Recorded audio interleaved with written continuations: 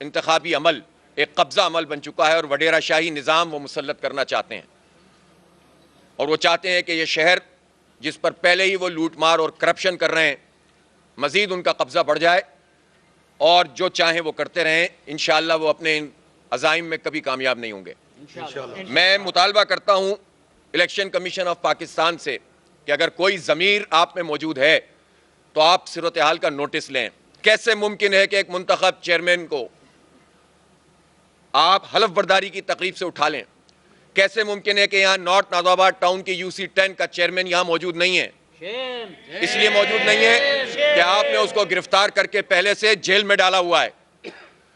ये आप जमहूरियत है आपकी, ये आपकी अददी अक्सरियत है, ये पीपल्स पार्टी का ट्रैक रिकॉर्ड है, सरिश्त है। सन 70 में उन्होंने मैंडेट तस्लीम नहीं किया, मुल्क तोड़ दिया, लेकिन अपने मैंडेट को उन्होंने जेन्युइन मैंडेट को जो भी था उसको तस्लीम नहीं किया। यह कह दिया कि जो ढाका जाएगा उसकी टांगे तोड़ दूंगा।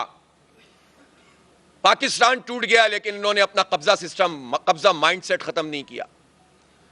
यही उन्होंने 77 में धांधली की, यही उन्होंने सेनेट के इंतखाबात को खरीदा, एक बार नहीं बार बार खरीदा। अभी पिछले ही कुछ अरसे पहले की बात है कि यहां से ब्रीफ केस जाते थे और बलूचिस्तान में जाकर लोग इंसानों की मंडी लगाते थे, और अभी भी वो यही काम कर रहे हैं। इंसानों को खरीद रहे हैं, जेलों में डाल रहे हैं, ज़दोकोप कर रहे हैं, धमकियां दे रहे हैं और चाहते हैं कि इस तरह से वो अपना मेयर बना लें। इंशाअल्लाह उनका ये ख्वाब पूरा नहीं होगा। जमात इस्लामी ने सबसे ज़्यादा वोट हासिल किए, सबसे ज़्यादा सीटें हासिल की, लेकिन इन सीटों पर कब्जा किया। यानी सब कुछ करने के बाद, हल्का बंदियां करने के बाद, अपनी मर्जी की हल्का बंदियां करने के बाद भी नंबर पीपल्स पार्टी के जब पूरे नहीं हुए तो अपने इलेक्शन कमीशन जो उनकी लोंडी बनी हुई है उसके जरिए से RO से नताइज तब्दील करवाए, रिकाउंटिंग में थैले तब्दील करके रिजल्ट बदलवाए गए और सब चीजें एक्सपोज हो गई, इलेक्शन कमीशन में एक्सपोज हो गई। लेकिन इलेक्शन कमीशन ने पीपल्स पार्टी का लिखा हुआ फैसला सुनाया। शर्म का मुकाम है। बी टीम तो बी टीम, ये A टीम का किरदार अदा करते हैं। हमने इस्लामाबाद हाई कोर्ट से स्टे लिया, उन्होंने इलेक्शन कमीशन के इस फैसले को कलअदम किया और साजिश कर रहे थे कि वो रास्ता निकाल कर इन सीटों को नोटिफाई कर दें। तो हमने इस्लामाबाद हाई कोर्ट से फिर स्टे लिया है और वहां पर अब ये केस 6 UCs का चल रहा है। ये जो 104 कह रहे हैं, 104 नहीं है इनकी, इनमें से 6 UCs तो वाज़े तौर पर जमात इस्लामी जीती हुई है। 7400 वाले को हरा दिया, 1300 वाले को जिता दिया। यह है इनके RO, यह है इलेक्शन कमीशन, यह है पीपल्स पार्टी की जमहूरियत। और इस तरह से ये कराची पे कब्जा करना चाहते हैं वडेरों का। नाम ये कुछ भी रखें सामने, लेकिन असल में वडेरा माइंडसेट है और इसको कबूल नहीं किया जाएगा। इसी तरह इन्होंने PTI की बहुत सारी नशिस्तों पे कब्जा किया, इलेक्शन कमीशन ने रिस्पॉन्ड नहीं किया, टालते रहे। और जिस चीज पर बाकायदा तौर पर प्रिजाइडिंग अफसरों की गवाही आ गई, मैं पूछना चाहता हूं चीफ इलेक्शन कमिश्नर, आपने कार्रवाई क्या की? आपने RO के खिलाफ क्या कार्रवाई की? बाद में जिन प्रिजाइडिंग अफसरों ने गवाही दी थी उनका ट्रांसफर कनकोर्ट में कर रहे हैं। बदतरीन फस्तायत, मुजरिमाना ज़हनियत के साथ वो कराची पे कब्जा करना चाहते हैं, नहीं करने देंगे इंशाअल्लाह। कराची के अवाम ने जमात इस्लामी को वोट दिया है। दूसरे नंबर पर PTI के वोट्स हैं। PTI दूसरी बड़ी जमात के तौर पर है और कहीं दूर जाकर पीपल्स पार्टी को वोट मिले। आपने तो अपनी हल्का बंदियों से कुछ नंबर ले लिए, फिर कब्जों से, फिर नतीजों के बदलने से, फिर इलेक्शन कमीशन को मिलाकर आप कहते हैं कि हमारी अक्सरियत है। आपके पास अस्करियत की हिमायत तो हो सकती है, अक्सरियत की हिमायत नहीं है। और आप समझ रहे हैं कि ये अस्करियत की हिमायत हमेशा आपके साथ रहेगी। ये भूल होती है उन लोगों की जो इन सहारों के ऊपर चलते हैं, फिर जब ये सहारे हटते हैं तो धड़ाम से नीचे गिर जाते हैं। इसलिए अवाम के मैंडेट को तस्लीम किया जाए। अवाम के मैंडेट को तस्लीम करके आप इस हकीकत को मान लें कि सब कुछ के बावजूद भी आपके नंबर पूरे नहीं हैं। PTI ने जमात इस्लामी की हिमायत की है, हम दोनों मिलकर मेयर का इलेक्शन लड़ेंगे। जमात इस्लामी का मेयर होगा, हमारे नंबर ज्यादा हैं। इन नंबरों को कम करने के लिए किसी को जेल में डाल दो, किसी को हलफ ना उठाने दो, किसी को खरीदने की कोशिश करो, लेकिन इस मुल्क में कोई है जो इस चीज के ऊपर सोचे, अमल करे, कोई एक्शन ले? इलेक्शन कमीशन तो पीपल्स पार्टी का है, लेकिन मुतालबा तो हम उसी इलेक्शन कमीशन से कहेंगे, इसलिए कि इलेक्शन कमीशन हमारे टैक्सों के पैसों से हमारे नौकर हैं, वो गुलाम नहीं, गुलाम तो इन्होंने हमें बनाया हुआ है, हमारी मुलाजमत करते हैं। हमारी मुलाजमत करने वाले हमारे ही मैंडेट को खा जाए पीपल्स पार्टी के साथ मिलकर, कैसे तस्लीम करेंगे? हम सही काम करेंगे, अप्रिशिएट करेंगे, पीपल्स पार्टी की ए टीम बनेंगे, बेनकाब करेंगे। बहुत वाज़ेह तौर पर मैं ये बात कह रहा हूं। इसलिए इलेक्शन कमीशन को चाहिए कि अपनी साख को अगर कुछ बहाल करना चाहता है तो एक्शन ले, इस पूरे प्रोसेस को पोस्टपोन किया जाए। हमने खत लिखा हुआ है और मैं हैरान हूं कि सिंध हाई कोर्ट ने भी पीटीआई की उस पिटीशन को टेकअप नहीं किया है।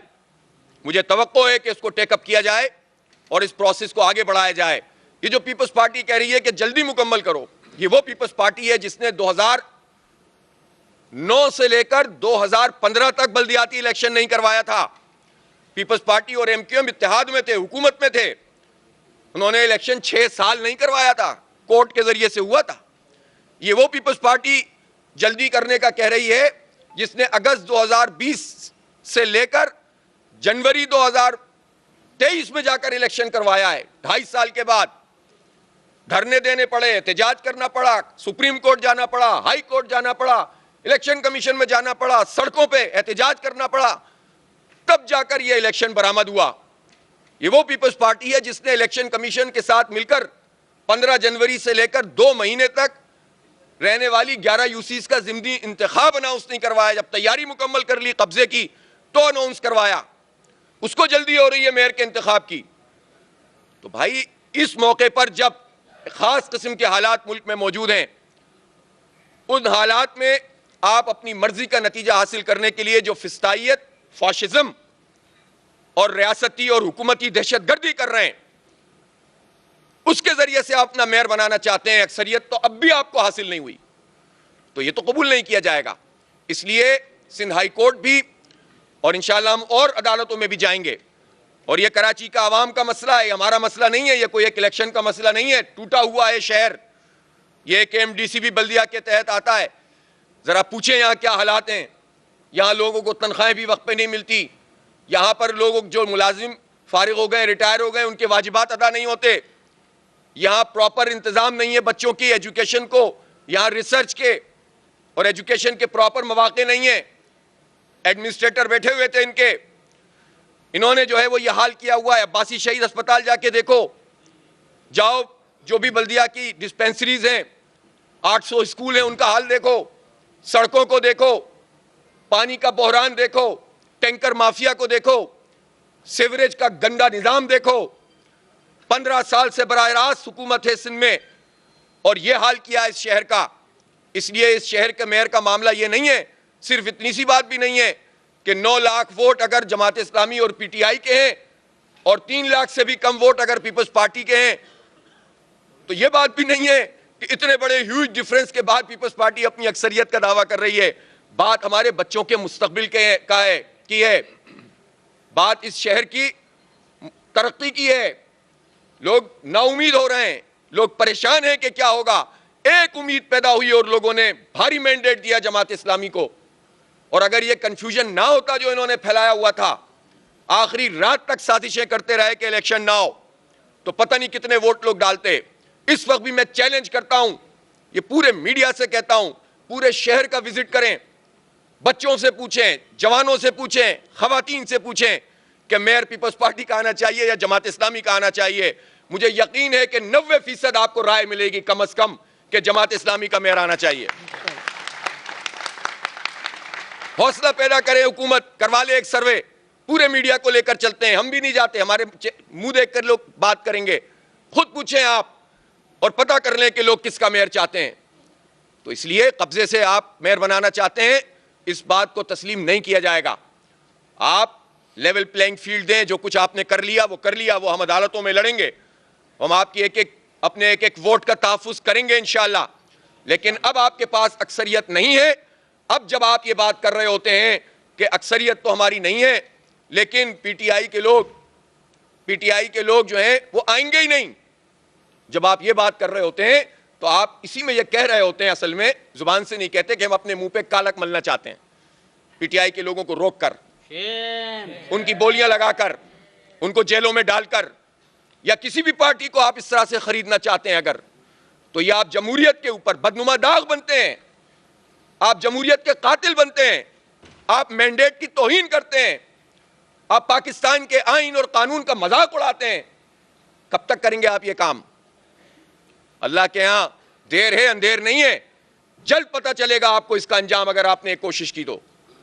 इसलिए नहीं माना जाएगा। इस जाली मैंडेट को रास्ता हमवार किया जाए, इसको पोस्टपोन किया जाए, इस पूरे प्रोसेस को। जो अब जाहिर सी बात है, जब आपने ट्रेलर दिखाया है और पीटीआई के लोगों को गिरफ्तार किया है, तो रिजर्व सीट्स के लिए वो बेचारे कहां से आएंगे जमा कराने के लिए फॉर्म? और फिर उसके बाद आप कहेंगे कि वो तो आए नहीं है, लिहाजा आओ इलेक्शन कराते हैं। ये करना क्या चाहते हैं आप? इसलिए इसको तस्लीम नहीं किया जाएगा, इसको आगे बढ़ाया जाए, हालात को नॉर्मलाइज किया जाए। और तमाम इदारे, मैं हैरान हूं कि यहां कराची में, सिंध में जो सिक्योरिटी फराहम करने वाले इदारे हैं, वो इलेक्शन में क्यों नजर नहीं आते? रेंजर्स के लिए हम कहते रहे, इलेक्शन कमीशन ने उसको तलब नहीं किया।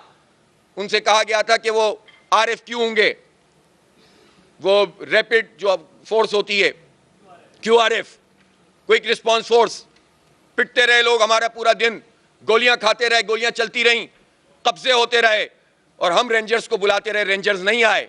उनको अहकामात थे कि वो नहीं आएंगे। जुल्म के ये ज़ाब्ते, पुलिस, जुल्म के ये ज़ाब्ते, पुलिस इनके बिल्कुल जो है वो कहने पर सारे काम करती है। तो ये कब तक आप ये जुल्म का राज चलाएंगे? इंशाअल्लाह हम मुकाबला करेंगे, और कुछ भी कर लो, हर सूरत में मेयर जमात इस्लामी का बनेगा इंशाअल्लाह।